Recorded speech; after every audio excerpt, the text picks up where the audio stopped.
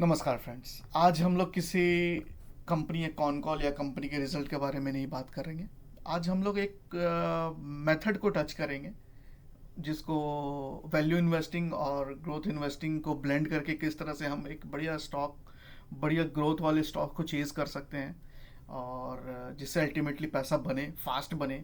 सो patience तो रखना ही है खैर, but probability will be higher on your side अगर आप इस मेथड को फॉलो करते हैं। तो वैल्यू इन्वेस्टिंग, अगर आप टिपिकली बुक वैल्यू पे, अगर आप बुक डेफिनेशन पे जाएंगे और रियलिटी में भी वैल्यू इन्वेस्टिंग को टच करना और वैल्यू स्टॉक्स को फाइंड करना और फिर होल्ड करना, इट्स बिट डिफ़िकल्ट। वो बहुत ही पेशेंस चाहिए उसके लिए और मिलना भी मुश्किल है। वो बेयर मार्केट अभी तक हमने तो नहीं देखा है, वो डीप बेयर मार्केट, और भगवान करे ना ही देखे आदमी तो ज़्यादा बेटर है। So let's focus on growth. So growth, और पीटर लिंच की बुक में बहुत ही अच्छा इन्होंने ग्रोथ और वैल्यू इन्वेस्टिंग को ब्लेंड करके एक पेग रेशियो का नाम दिया सभी को। आज हर कोई पेग रेशियो के बारे में बात करता है। सो पेग रेशियो क्या है? PEG ratio price divided by earning to growth, मतलब जो भी प्राइस है उसको हम ग्रोथ से डिवाइड करते हैं। सो हमारा पेग रेशियो आता है। अगर हम सिंपल एग्जांपल में जाएं तो अगर हमारे पास कंपनी ए है और कंपनी बी है, एक कंपनी के पी 40 है और ग्रोथ भी 40 है, ग्रोथ गाइडेंस भी 40 है यहाँ। और चलिए पहले ये देख लेते हैं, ग्रोथ भी 40 है तो उसका पेग पेग आएगा 1। कंपनी बी है जिसका पी रेशियो बी है लेकिन ग्रोथ 10% कर रही है कंपनी। कंपनी ने पास्ट भी 10 किया है, आगे भी फ्यूचर गाइडेंस उसकी 10 की ही है, तो उसका पेग आ जाएगा 2। तो रिलेटिवली आपको देखने में तो ये सस्ता लगेगा। अगर आप historically P to P comparison करेंगे कंपनी ए और बी में, तो आपको ऑफ कोर्स कंपनी बी सस्ता दिखेगा, लेकिन वो महंगा है एक्चुअली। क्योंकि आप अगर ग्रोथ का फैक्टर इसमें लेंगे, आप ब्लेंड करेंगे ग्रोथ के फैक्टर को, तो वो महंगा है। पेग रेशियो 2 पे ट्रेड कर रहा है, ग्रोथ भी 10 है। दूसरी कंपनी वही 40 के उसको मल्टीपल मिला हुआ है लेकिन ग्रोथ भी वो 40% से कर रहा है। तो अगर किसी को महंगा वैल्यूएशन मिल रहा है तो कुछ कारण है, इसलिए महंगा मिल रहा है। सो ये कंपनी तो कुछ दिन में अर्निंग्स इंक्रीज कर लेगी, डिनोमिनेटर इंक्रीज हो जाएगा, और ऊपर का प्राइस अगर स्टैग्नेंट है तो वो चीप हो जाएगा, पेग रेशियो और नीचे आ जाएगा। सो इसी को बोलते हैं पेग रेशियो। सो यही कॉन्सेप्ट इस बुक में बहुत ही अच्छे से लिखा हुआ है। आप ये चाहे तो रीड भी कर सकते हैं, पढ़ भी सकते हैं, स्क्रीनशॉट भी ले सकते हैं, वीडियो को के देख भी सकते हैं। और ये बहुत ही अच्छा कॉन्सेप्ट लगा मुझे। और बस इसमें एक क्लॉज क्या है जो मैं आपको बताना चाहता हूँ। ये हिस्टोरिकली एस्टिमेट करते हैं, हिस्टोरिकली पास्ट डेटा से ये ग्रोथ को एज्यूम करते हैं। इन बुक में जो लिखा हुआ है, बुक में जो लिखी हुई है, और आजकल के जो वेबसाइट्स पे जो डेटा जो वो उठा रहे हैं वो हिस्टोरिकल डेटा उठा रहे हैं। लेकिन ग्रोथ जो है एक फ्यूचर की बात है। ग्रोथ हिस्टोरिकल नहीं हो सकता कभी भी। एक मैनेजमेंट जब कॉन कॉल में आके अपना ग्रोथ बताता है 35% या 50%, तो वो ग्रोथ वो बताएगा आपको। आप अपने अपने घर के बारे में आप ज़्यादा अच्छे जानते हो ना, कोई दूसरा नहीं जानता, पड़ोसी नहीं जानता। भले वो एज्यूम कर रहा है कुछ, लेकिन हो सकता है आपका रियलिटी कुछ और है। सो तो यही कॉन्सेप्ट है। एक कंपनी के बारे में कंपनी के मैनेजमेंट ही सबसे अच्छी बताएगी आपको उसके बारे में। लेकिन हम लोग क्या है, हम लोग हिस्टोरिकल डेटा के पीछे भागते हैं और यहीं पे गलती करते हैं। अभी मैं आपको लाइव करके दिखाऊंगा, और इसके लिए मैंने बहुत अच्छा एक ये भी बना के रखा है, स्क्रीनर.इन तो आप लोग सभी जानते होंगे। और मैंने ये क्वेरी बना के रखा है, कैसे आप सबसे पेग रेशियो 0 to 2 के बीच में कैसे आप बढ़िया स्टॉक ढूंढ सकते हैं। ये बस क्वेरी है। आप मेरे को डीएम करेंगे, आप मेरे को मैसेज करेंगे, तो मैं आपको ये लिंक भेज दूंगा। सो आप अपने अपने स्क्रीन पे भी सेव करके आप इसको देख सकते हो। और growth at a reasonable price, Garp जो फॉर्मूला है पीटर लिंच का, आप उसके अकॉर्डिंग ये बढ़िया बढ़िया स्टॉक्स आप ढूंढ के निकाल सकते हो। अब देखो कितने स्टॉक्स हैं, लेकिन यहाँ 37 ही है। यहाँ 37 स्टॉक्स ही इसने फिल्टर करके बताया है, जो कि इस फॉर्मेट पे वैलिड होता है। तो चलिए मैं जल्दी से टाइम वेस्ट ना करते हुए आपको बता दूं, मार्केट कैपिटलाइजेशन फिल्ट्रेशन रखा है मैंने 500, आप बढ़ा के 5000 भी कर सकते हो। सेल्स भी मैंने बढ़ा के सेम इक्वल टू रखा है कि 500 करोड़ की अगर कैप की कंपनी है तो 500 करोड़ की इसके सेल्स भी होने चाहिए। सो पेग रेशियो इससे ज़्यादा होने चाहिए, ठीक है।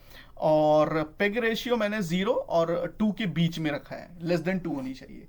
सेल्स ग्रोथ 15% मैंने रखा है, क्योंकि जैसे कि आप देख ही रहे थे हमारा जीडीपी 7.2 ग्रो कर रहा था, ये तो रियल था। नॉमिनल में आप जाओगे इन्फ्लेशन एडजस्ट है तो 10-11% हमारा इंडिया ग्रो कर रहा था। तो 4% बोनस 15%, तो 15% मैंने सेल्स ग्रोथ रखा था। और लास्ट 3 साल भी 15+ होनी चाहिए, ठीक है। और लास्ट 3 और 5 साल भी 15+। मैंने ये कंडीशन रखा है, आप इसको घटा भी सकते हो, बढ़ा भी सकते हो, 15% जैसा चाहो। ईपीएस मैंने भी 15% रखा है, क्योंकि हम एज्यूम कर रहे हैं कि सेल्स ग्रोथ अगर 15% हो रहा है तो हम चाहते हैं कि ईपीएस ग्रोथ भी 1.15% होता है। अब कोई अगर ईपीएस नहीं समझ रहा तो मैं सिंपल बता देता हूँ, earning per share, income, net income minus dividend divided by all the outstanding shares. So इससे हमारा अर्निंग पर शेयर आता है। हमारा जो पूरा कंपनी का पूल है, इनकम है, वो डिवाइड हो गया पूरे शेयर होल्डर से, तो जो वैल्यू आया उसको अर्निंग पर शेयर बोलते हैं, ठीक है। होप आप समझ गए होगे ईपीएस क्या है। इसको ईपीएस बोलते हैं। तो हमारा ईपी, अगर सेल्स किसी कंपनी का बढ़ रहा है तो हमारा अर्निंग पर शेयर भी बढ़ना चाहिए। अगर सेल्स बढ़ रहा है और अर्निंग्स बढ़ ही नहीं रहा है, सेल्स 15% के हिसाब से ग्रो कर रहा है और अर्निंग 10% के हिसाब से ग्रो कर रहा है, तो फिर ये तो कहीं ग्लिच है। हम चाहते हैं कि सेल्स जो भी हो रहा है, कंपनी कर रही है, वो ऑप्टिमाइज करते हुए अपने प्रॉफिट तक लेके आए, तभी तो शेयर होल्डर्स को लास्ट में मिलेगा। इसी के लिए दोनों ऑप्टिमाइजेशन मैक्सिमम होना चाहिए। सेल्स ग्रोथ भी 15 हो रहा है तो अर्निंग पर शेयर भी 15% के हिसाब से ग्रो करना चाहिए। यही क्राइटेरिया मैंने यहाँ पे भी रखा है, आप अपने हिसाब से प्लस माइनस कर सकते हो।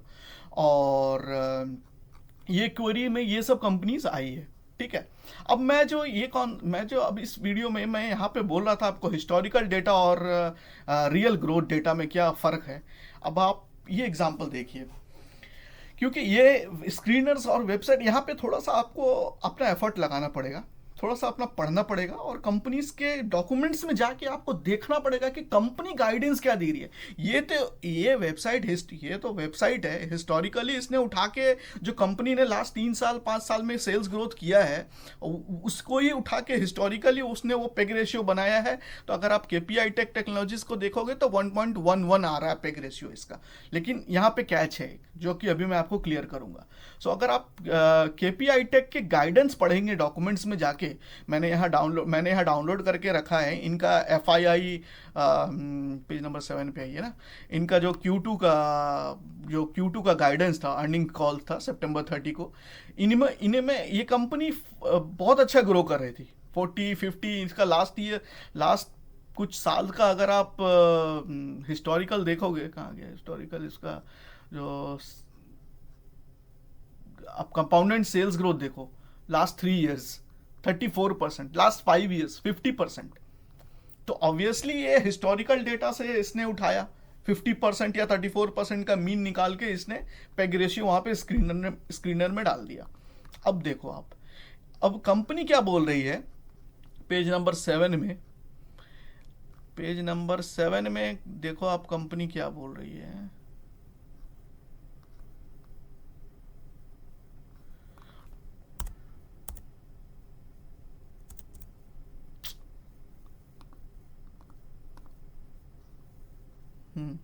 अब देखो यहाँ पे कंपनी में, एंड किसी ने क्वेश्चन पूछा है गाइडेंस का लेके, तो इसने देखो क्या कंपनी के मैनेजमेंट ने क्या बोला है कि that the growth might be at the lower and 18-20% for FY25। Company की मैनेजमेंट बोल रही है 18-20%। अब हम पेग रेशियो कैसे निकालेंगे इसका, प्राइस क्या चल रहा है इसका, प्राइस अभी जो भी आज 1450 के आसपास शायद क्लोजिंग हुआ है। तो अगर हम 1450 डिवाइडेड बाय क्या था, डिवाइडेड बाय ग्रोथ, अगर हम ग्रोथ को हायर एंड में भी लेंगे तो डिवाइडेड बाय 22 करेंगे तो हमारा कुछ गड़बड़ हो गया, 1450 डिवाइडेड बाय 22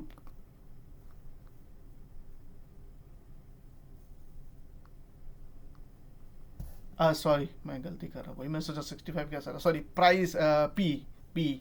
सो अभी देखते हैं इसका पी कितना है। सो माफ़ी चाहता हूँ। सो पी अभी इसका 54 है। 54 डिवाइडेड बाय, अब जो इसका पेग रेशियो हमारा हायर एंड में निकला 22, तो हमारा इसका पेग रेशियो 2.45 आ रहा है। लेकिन आप स्क्रीनर में देखोगे, स्क्रीनर पे 1.1 आ रहा है। क्यों? क्योंकि इसने इसका एवरेज मीन 50 के हिसाब से कुछ कैलकुलेट किया, 50-35 के बीच में इसने कुछ 40-45 का मीन निकाल के कैलकुलेट किया है। तो यहाँ पे पेग रेशियो 1.11% आ रहा है। ठीक है। सो यही मैं बोलना चाह रहा हूँ आपको। और भी बहुत सारा है। मैंने अभी कुछ देर पहले V2 रिटेल्स का देखा, उसका भी सेल्स ग्रोथ बहुत तगड़ा है। बट वही कैच है कि आपको जो ग्रोथ है वो फ्यूचर में देखना है, ना कि पास्ट में देखना है। अगर आप पास्ट का ग्रोथ लेके बैठे रहोगे तो नहीं होगा, क्योंकि कंपनी गाइडेंस कंटिन्यूसली चेंज करती है हर क्वार्टरली। अभी KPI टेक क्यों ठोका गया उसको वहां से अचानक अक्टूबर से, कैसा उसमें सेल्स डाउन हो? क्यों? क्योंकि कंपनी ने गाइडेंस रिड्यूस किया। यही चीज हमें समझना है। हम लोग मार्केट को पीछे की तरफ से देखते जा रहे हैं और गलती करते जा रहे हैं। हिस्टोरिकल डेटा के पीछे हम लोग ज्यादा भाग रहे हैं। चार्ट ने यहाँ सपोर्ट लिया, वहां रेजिस्टेंस लिया, लेकिन हम फ्यूचर जो कंपनी जो मैनेजमेंट जो बोल रही है हम उसको देखते ही नहीं खोल के उस डॉक्यूमेंट्स को। ये डॉक्यूमेंट सब कुछ ही आए, यहाँ 2 मिनट लगेगा गाइडेंस करके। आप गाइडेंस से रिलेटेड जितने वर्ड्स हैं कंपनी ने इस्तेमाल किया है, आप वो सब कुछ सर्च कर सकते हो 2 सेकंड्स में। सो यही मेरा क्वेश्चन है, यही मेरा मैसेज है सभी को कि आप गाइडेंस कंपनी के ग्रोथ गाइडेंस के अकॉर्डिंग उस कंपनी में इन्वेस्ट करो। अब जो कंपनी बोल रही है कि हम भाई 50% 70% से Y-on-Y ग्रो करेंगे, मतलब वो करेगी। अब ठीक है, नहीं करेगी तो देखा जाएगा, हम एंट्री करेंगे स्मॉल पोर्शंस में। अगर कंपनी बोल रही है कि हम करेंगे ग्रोथ और वो कंटिन्यूसली उस चीज पे रेप्लिकेट कर रही है, उस अपने बात को रेप्लिकेट कर रही है, अपने बात को प्रूव कर रही है, so we can increase our allocation in that company. So यही मेरा मैटर है। तो आप देखो, आप पेग रेशियो देखो, जो सस्ती है, जो सस्ता है, आप उस पर रिसर्च करो, आप उसको डॉक्यूमेंट देखो। यहाँ पे 0.30 की है, मुझे नहीं मालूम ये कंपनी क्या है, मैं भी बाद में स्टडी करूँगा। मैं भी जब फिल्टर करता हूँ तो मैं भी घुस घुस कर देखता हूँ कि क्या है। अगर बहुत ज़्यादा छोटी कंपनी है तो आप यहाँ पे फिल्टर में मार्केट कैप में 2000 लगा दो, 4000 लगा दो, 5000 लगा दो। फिल्ट्रेशन में तो आपको 5000 से ऊपर की मार्केट कैप की कंपनी यहाँ पे दिखाई जाएगी। ठीक है। और अगर आपको ये चाहिए फिल्टर तो आप मेरे को मैसेज करो। और कोई बहुत, मेरे को 2 लाख फॉलोवर तो है नहीं जो मैं आपको रिप्लाई नहीं कर पाऊँगा। सो चलिए, इसी के साथ आपका आशीर्वाद लेते हुए वीडियो को बंद करते हूँ। मेरा मैसेज यही था, पेग रेशियो के बारे में आपको सही इन्फॉर्मेशन देना, और कैसे देखना है कंपनी को, इन फ्यूचर देखना है, पास्ट में नहीं देखना है। हमेशा इन फ्यूचर देखिए कंपनी को, कंपनी की मैनेजमेंट क्या बोल रही है।